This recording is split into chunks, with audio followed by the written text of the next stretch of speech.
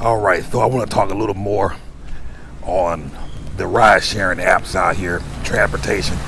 Got quite a bit of questions about it, so I want to clarify some things.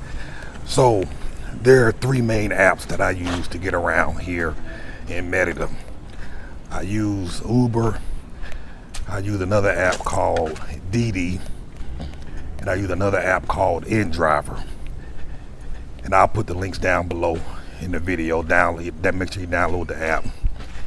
And you need all three because oftentimes, depending on where you live, Uber tends to cancel you out a lot.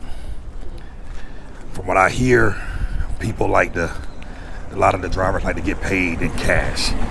And if you have your settings to pay by credit card on Uber, oftentimes when the driver realizes that you're not paying cash, they'll cancel. Also, another factor that cancels is depending on where you're at, how far away you are.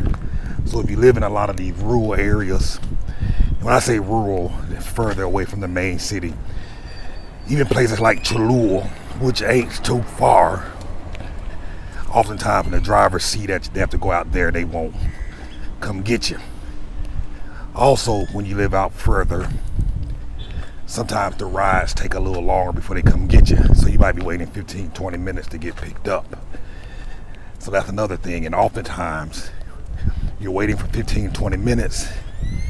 And then when they're about 5 minutes away, they cancel. So now you got to start all over. And many reasons why they cancel. They might see another job where they can get paid more.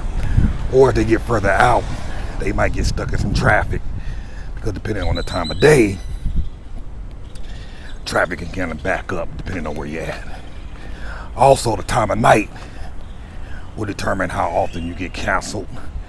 So if you're trying to get picked up in a place like Cholula or some other areas, I'm not picking on Cholula, depending on the time of night, you might have to wait a long time, particularly like at 9 o'clock, because a lot of these businesses close at 9, 10 o'clock. And so there's a rush because a lot of these employees are getting off work and they're ordering Uber.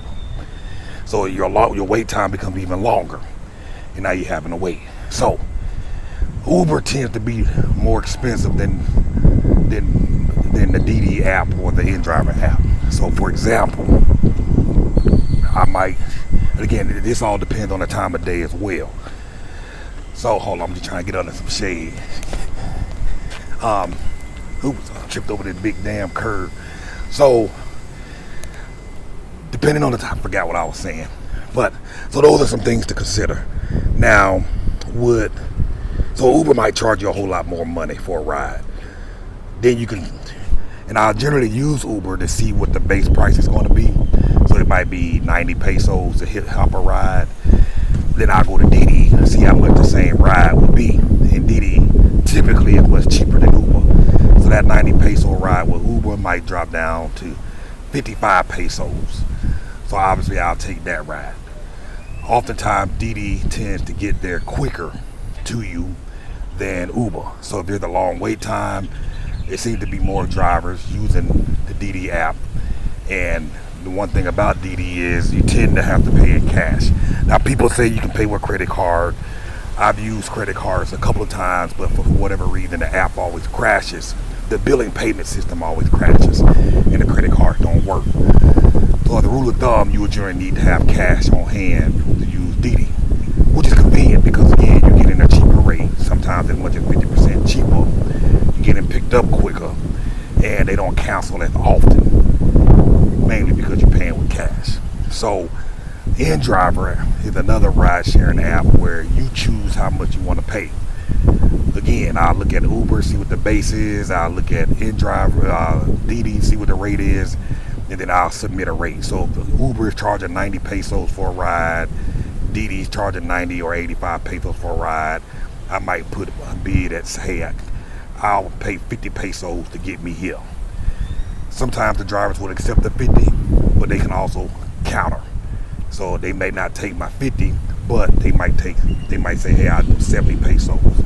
And so, which is still cheaper And one of the biggest advantages that I know with InDriver, almost 90% of the time, them jokers is always 2 or 3 minutes away. So when they accept the ride, they on the way quick. They'll be there in 2 or 3 minutes. So sometimes I might even be willing to pay more. So while Uber is charging 90 pesos, and then I gotta wait 20 minutes for them to come get me, InDriver might charge the same 90 pesos, or they might even charge 100, but they 2 minutes down the road. And I don't have to wait that 20 minutes, so I might pay the extra money to hop that ride and be on my way.